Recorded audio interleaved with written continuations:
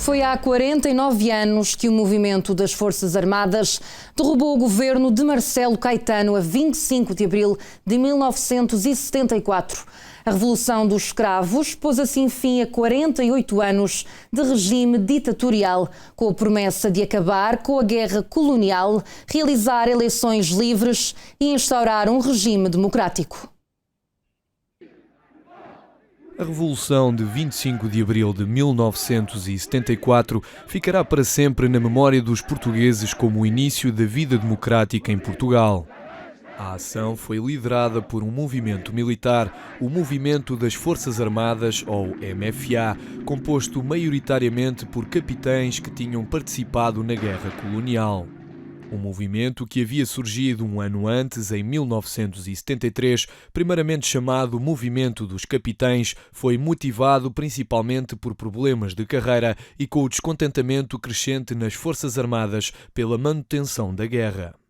A aprovação pelo governo de 2 decretos-lei para responder às necessidades da guerra colonial criou um descontentamento profissional entre os oficiais que tinham tido uma formação profissional de 4 anos e que não aceitavam que pudessem vir a ser ultrapassados pelos novos oficiais, cuja formação seria feita apenas em 2 semestres. A 14 de março de 1974, Marcelo Caetano, consciente do mal-estar entre as Forças Armadas, convocou os generais para uma reunião de apoio ao governo. Os generais Costa Gomes e António de Spínola, altas patentes do Estado-Maior-General das Forças Armadas, não compareceram. O facto de Marcelo Caetano os destituir logo após aumentou o seu prestígio entre o movimento dos capitães. 2 dias depois, houve uma tentativa falhada de golpe militar nas Caldas da Rainha a 16 de março de 1974. Esta fez com que Marcelo Caetano se convencesse que o movimento era fraco e, ao mesmo tempo, permitiu aos capitães analisar o que correu mal. A comunicação na Operação Fim Regime seria crucial. Na noite do dia 24 de abril de 1974, o capitão Otelo Saraiva de Carvalho, juntamente com o tenente-coronel Garcia dos Santos, o capitão Luís Macedo, o tenente-coronel Lopes Pires, o major Sanches Osório, o comandante Vítor Crespo e o major Hugo dos Santos instalaram secretamente o posto de comando do movimento golpista no quartel da Pontinha, em Lisboa. O capitão Otelo Saraiva decidiu usar a rádio para sincronizar os momentos de partida das tropas. Faltam 5 minutos para as 23 horas. O Paulo de Carvalho com o Eurofestival 74. E depois do adeus.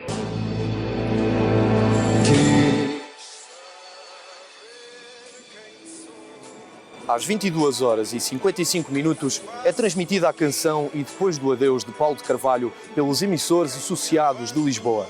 Estava dada a primeira senha do movimento revoltoso que desencadeia a tomada de posições da primeira fase do golpe de Estado. O segundo sinal é dado às 0 horas e 20 minutos do dia 25 de abril.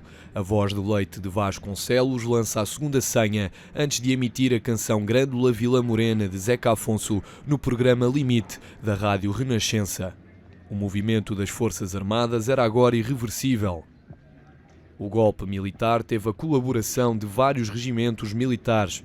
No norte, uma força do SICA I, liderada pelo tenente-coronel Carlos de Azevedo, toma o quartel-general da região militar do Porto. Estas forças são reforçadas por tropas vindas de Lamego.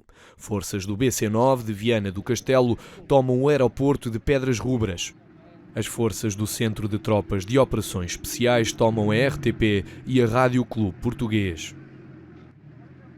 A Escola Prática de Cavalaria, que parte de Santarém, comandada pelo então capitão Salgueiro Maia, cabe o papel mais importante: ocupar os acessos ao Banco de Portugal, a Rádio Marconi e a ocupação do Terreiro do Paço.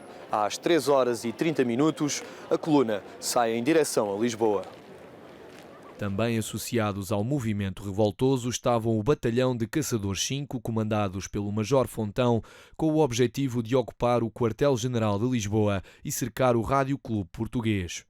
Este seria o posto de comando rádio do movimento. Para evitar que houvesse cortes nas antenas de emissão no Porto Alto, foi destacada uma força da Escola Prática de Engenharia, reforçada por 2 companhias de caçadores. A Escola Prática de Administração Militar, com uma coluna comandada pelo capitão Teófilo Bento, tem como objetivo entrar na RTP na Alameda das Linhas de Torres, desarmar os guardas e ocupar as instalações para depois montar o dispositivo de defesa. Quanto à emissora nacional, estava entregue aos capitães Oliveira Pimentel e Frederico de Moraes, que contavam apenas com 47 homens e tinham como objetivo defender os estúdios a todo custo. Estas seriam as principais forças que aderiram ao movimento, sendo que havia ainda outras que se iriam juntar ao longo do dia por todo o país. Sendo que na década de 70 a informação não circulava com a mesma facilidade que hoje em dia, o MFA decidiu enviar representantes do movimento para vários postos de Portugal para que todos soubessem o que estava a acontecer e quais eram as mudanças.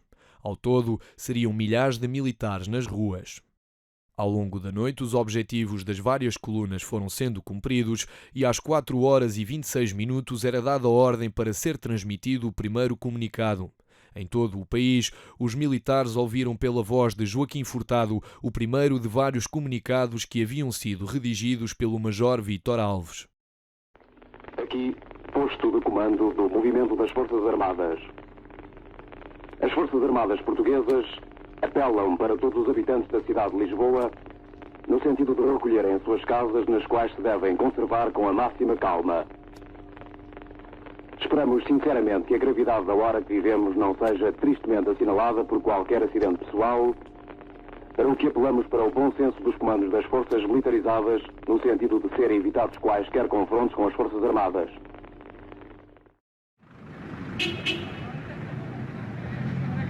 Quanto às forças do regime, neste caso o Regimento de Cavalaria 7, a adesão do aspirante David e Silva ao movimento e a rendição do Tenente-Coronel Fernando de Almeida fez com que pelas 10 horas da manhã a sua força fosse diminuída. Depois de várias tentativas falhadas das forças do regime para travar o movimento revoltoso, o Dr. Pedro Pinto, na altura secretário de Estado da Informação e Turismo, apercebera-se da inevitabilidade da queda do regime e resolve assumir a mediação entre o governo e o general Spínola. António de Spínola afirma que nada tem a ver com o movimento e que jamais levantaria armas contra o governo. Às 16h05, pouco mais de meia hora depois da abertura de fogo pelas forças comandadas pelo capitão Salgueiro Maia contra a fachada do quartel do Carmo, é redigida pelo comandante Lanhoso a mensagem que o presidente do Conselho de Ministros está pronto a entregar o governo ao general Spínola e que, portanto, o espera para tal no quartel do Carmo. Depois de falar ao telefone com Marcelo Caetano, o general Spínola liga para o posto de comando para falar com Hotel Saraiva. Spínola é então mandatado para receber a rendição do presidente de ministros. Neste momento, a revolução era iminente e conhecida por todo o país. O povo de Lisboa seguia as movimentações militares e às 21 horas os agentes da PIDE, ao verem a sua sede cercada de população, abrem fogo indiscriminado, resultando em 4 mortos e 45 feridos. Este seria o único sangue derramado durante o golpe de Estado. Proclamação da Junta de Salvação Nacional. A Junta de Salvação Nacional, ou JSN, designada para sustentar o Estado português após o golpe de Estado, reúne-se pelas 23h45. Aprovam a proclamação da Junta e designam como Presidente da República o General António de Spínola. A JSN sai do Regimento de Engenharia número 1, na Pontinha, rumo aos estúdios da RTP. Após o triunfo do movimento, em boa hora levado a É na Rádio e Televisão de Portugal que o general lê, perante as câmaras, a proclamação da Junta da Salvação Nacional. Álvaro Cunhal! À 1h30 do dia 26 de abril de 1974, o povo português recebia, através da televisão, a confirmação da queda do Estado Novo de António de Oliveira Salazar e Marcelo Caetano.